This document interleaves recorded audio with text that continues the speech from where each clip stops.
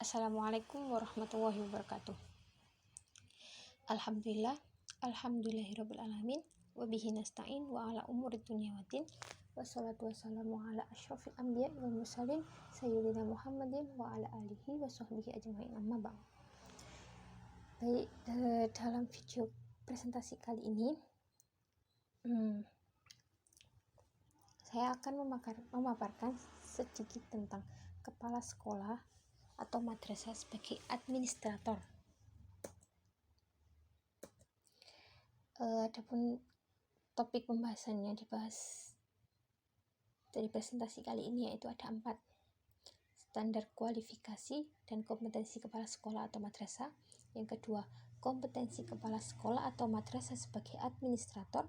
Yang ketiga, jenis-jenis kegiatan kepala sekolah atau madrasah sebagai administrator.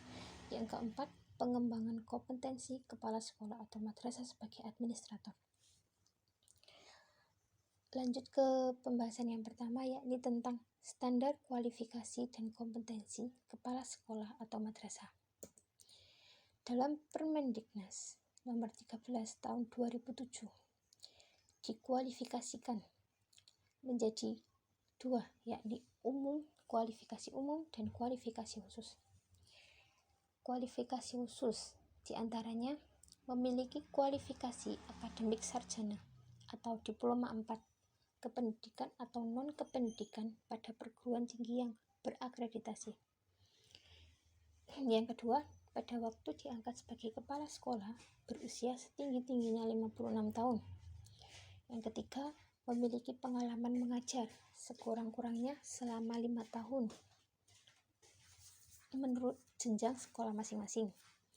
Dan yang keempat, memiliki pangkat serendah-rendahnya 3C bagi pegawai negeri sipil, dan bagi non-pegawai negeri sipil disetarakan dengan kepangkatan yang dikeluarkan oleh yayasan atau lembaga yang berwenang. Selanjutnya, kualifikasi khusus. Sebetulnya sama antara semua jenjang. Yang membedakan nanti pada sekolah Indonesia luar negeri. Untuk taman kanak-kanak, sekolah dasar, SMP, SMA, SMK, ataupun SLB, sekolah luar biasa, kualifikasi kepala sekolah itu sama, yaitu yang pertama, berstatus sebagai guru pada masing-masing jenjang. 2, memiliki sertifikat pendidikan sebagai guru di masing-masing jenjang. Yang ketiga, memiliki sertifikat kepala masing-masing jenjang yang diterbitkan oleh lembaga yang ditetapkan pemerintah. Dan untuk sekolah Indonesia luar negeri, 3 kualifikasi. Yang pertama, memiliki pengalaman sekurang-kurangnya 3 tahun sebagai kepala sekolah. Yang kedua, memiliki sertifikat pendidik sebagai guru pada salah satu satuan pendidikan. Yang ketiga, memiliki sertifikat kepala sekolah yang diterbitkan oleh lembaga yang ditetapkan. Pembahasannya selanjutnya yaitu komponen-komponen kepala sekolah sebagai administrator. Yang pertama, kepribadian. Kepala sekolah hendaknya berakhlak mulia, bersikap terbuka dalam menjalankan tugas, dan punya bakat dan minat jabatan sebagai pemimpin. Yang kedua, manajerial. Hal-hal yang perlu diperhatikan atau dilakukan dalam komponen ini yaitu ada 6: menyusun, mengembangkan, memimpin, mengelola, menciptakan, dan memanfaatkan segala yang berhubungan dengan sekolah. Selanjutnya, kewirausahaan, yakni menciptakan inovasi bagi pengembangan sekolah, memiliki naluri kewirausahaan dalam mengelola kegiatan produksi atau jasa sekolah. Selanjutnya, supervisi, yakni merencanakan, melaksanakan, menindaklanjuti program supervisi akademik guna meningkatkan profesionalisme guru.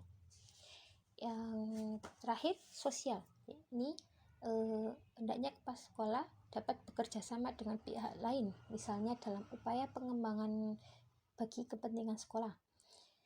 Lalu berpartisipasi dalam kegiatan sosial kemasyarakatan. Pembahasan yang ketiga, yakni jenis-jenis kegiatan kepala sekolah sebagai administrator. Yakni yang pertama, menyusun atau membuat perencanaan. Perencanaan. Setiap kegiatan, baik itu dalam sebuah organisasi maupun lembaga, baik juga perseorangan maupun kelompok, perencanaan itu dibutuhkan, atau perencanaan merupakan salah satu syarat mutlak. Dan bagi kepala sekolah, paling tidak membuat rencana tahunan yang sesuai dengan lingkup administrasi sekolah. Adapun cakupan bidang-bidang yang dibutuhkan dalam menyusun perencanaan, yakni ada 5: program pengajaran, program kesiswaan atau kemuridan, 3 kepegawaian, 4 keuangan, yang kelima perlengkapan. Selanjutnya kegiatannya yakni menyusun organisasi sekolah. Menyusun organisasi sekolah yang dipimpinnya dan melaksanakan pembagian tugas serta wewenangnya kepada guru-guru dan pegawai sekolah sesuai dengan struktur organisasi sekolah yang telah disusun dan disepakati bersama, yang perlu disusun oleh kepala sekolah sebagai administrator. Dan yang ketiga yakni melaksanakan pengelolaan kepegawaian. Tugas-tugas yang menyangkut pengelolaan kepegawaian ini sebagian besar dikerjakan oleh bagian tata usaha sekolah seperti pengusulan guru atau pegawai baru, kenaikan pangkat guru dan pegawai sekolah, dan lain-lain. Pembahasan yang terakhir ini atau pembahasan yang keempat, pengembangan potensi kepala sekolah, yakni dalam merencana kegiatan dibutuhkannya berbagai bidang.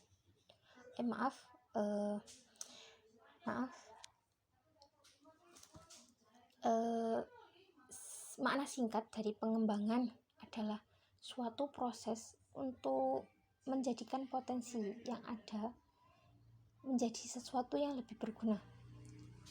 Dan ada 5 kompetensi yang harus dikembangkan oleh kepala sekolah, yakni kompetensi manajerial, kompetensi kewirausahaan, kompetensi sosial, kompetensi supervisi, kompetensi kepribadian. Kompetensi manajerial. Dalam mengembangkan penguasaan kompetensi manajerial, kepala sekolah dapat memulai dari diri sendiri, kemudian harus mau berkembang dengan mengikuti perkembangan peraturan, kebijakan, serta kondisi lainnya yang berasal dari internal dan eksternal organisasi. Selanjutnya kompetensi kewirausahaan, lalu kompetensi sosial, lalu kompetensi supervisi, yang tugas pokok pengawas sekolah sangat banyak. Salah satu tugasnya yaitu melakukan penelitian dan pembinaan dengan melaksanakan fungsi-fungsi supervisi, baik supervisi akademik maupun supervisi manajerial. Dan yang terakhir, kompetensi kepribadian. Kepala sekolah berusaha untuk meningkatkan kualitas pribadinya, merupakan hal yang amat penting, yakni ada 4 tingkatan. Yang pertama reactive personality, 2 proactive personality, 3 independent personality, yang keempat spiritual personality. Baik, sekian dari saya.